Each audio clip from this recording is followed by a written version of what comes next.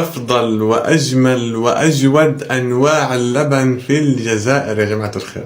بس قبل ما نبدأ الفيديو رجاء، يعني أنت لما تشوف الفيديو إيش هتخسر لما تحط متابعة وتكمل تقلاب؟ كمل اقلب على الفيديو يا عمي، حط متابعة وخلاص. تمام، تدعمنا عشان نحاول نستمر.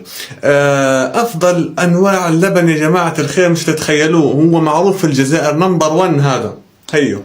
هذا محبوب الجماهير.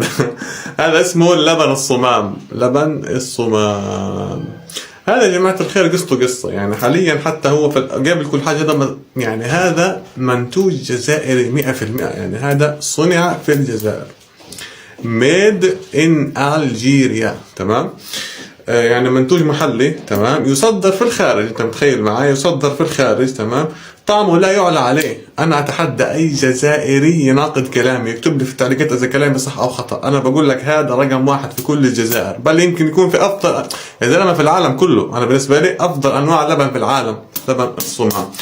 اليوم يا جماعه الخير نحن نجربه. طبعا هذا في الاصل ما بينفع نجربه لحاله كمان، يعني انت عارف علي. يعني لازم احنا طلع كيف لما يطلع الجودة، طلع شوف. فلازم يكون معاه حاجة تانية. تمام، يعني في ناس بتاكله مع البريوش، في ناس بتاكله مع حاجات ثانية. انا بالنسبة الي بحب اكله مثلا مع البريوش، تعرفوها شرحناها. يعني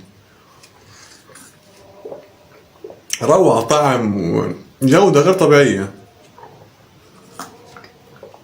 الله يبارك، والله ما شاء الله 200%. اتحدى اي واحد ينقد كلامي. رقم 1 هذا. سلاموز، سلام.